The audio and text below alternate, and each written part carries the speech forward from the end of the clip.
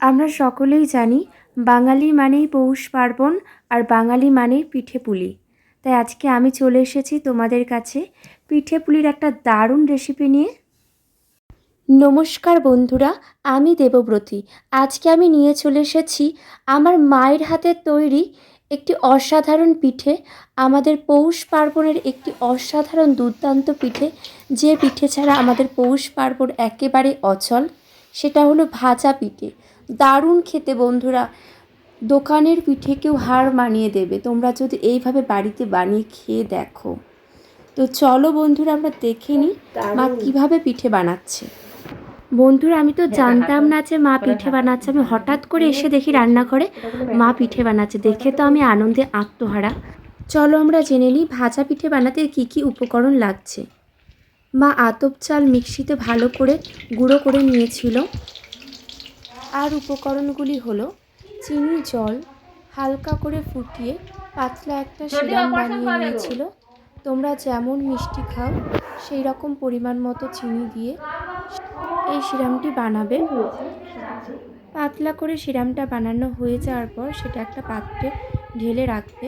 তার মধ্যে দিয়ে দেবে গুঁড়ো করা আতপ চাল, পরিমাণ মতো ময়দা, অল্প পরিমাণে লবণ। এগুলো দিয়ে মিশিয়ে একটা পাতলা করে ব্যাটার বানিয়ে নিতে হবে। তোমরা দেখতেই পাচ্ছ মা বানিয়েও নিয়েছে। কীভাবে পিঠে বানাচ্ছে বা তোমরা দেখো। আমি এখনও পর্যন্ত পিঠে বানাইনি, তো এখান থেকে আমি একটু শিখে নিচ্ছি। তোমরা দেখতে থাকো, আশা করছি তোমাদের ভালো লাগবে।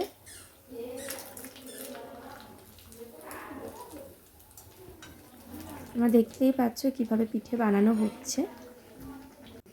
এটা সরু চাকলি আগে বানিয়ে নিয়েছে। আর এখানে দেখতেই পাচ্ছ ব্যাটারটা।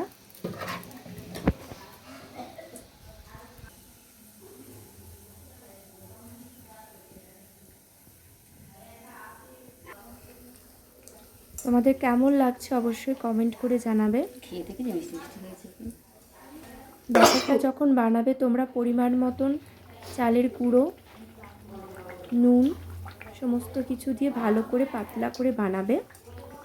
আর সিরাপটা যখন তৈরি করবে তখন তোমরা পরিমাণ মতো জল আর চিনি তো দিচ্ছই, যেমন মিষ্টি খাও চিনি দিয়ে মিশিয়ে সিরাপটা বানিয়ে নিচ্ছ।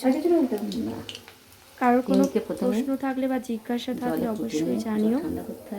তোমরা এভাবে বাড়িতে বানিয়ে খেয়ে দেখবে, দারুণ দারুণ লাগবে। আমার তো খুব ভালো লেগেছে। দোকানে যে সমস্ত পিঠে পাওয়া যায় তার অনেক অনেক ভালো লেগেছে।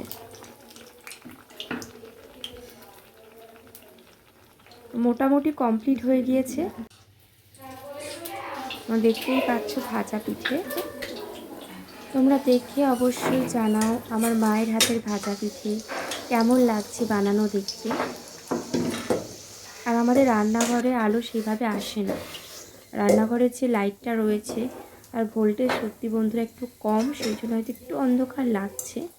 আর আমাদের রান্নাঘরটা একটু সাইজে ছোট, যে আমি মায়ের পাশে দাঁড়িয়ে ভিডিও বানাবো ভালোভাবে সেরকমও প্লেস নেই। তাই পিছন দিক দিয়ে যতটা পাচ্ছি আমি ফোনের মাধ্যমে ভিডিওটা করছি।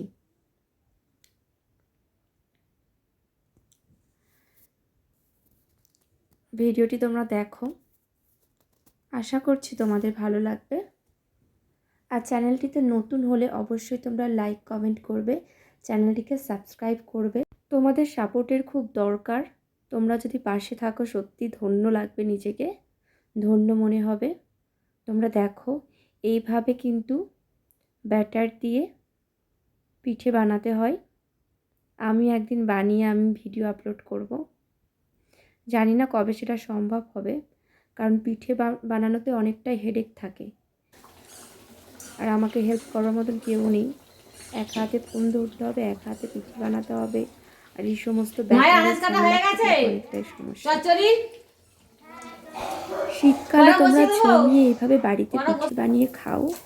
আশা করছি সকল বাঙালিরা এইভাবে পিঠে বানিয়ে খেতে খুবই পছন্দ করে আমার মতন। আমার তো পিঠে খেতে দারুণ লাগে। আর রসবড়া তো আর কোনো কথাই হবে না, দেখলে জিভে জল চলে আসে। তোমাদের কেমন লাগে রসবড়া খেতে অবশ্যই আমাকে কমেন্ট করে জানিও।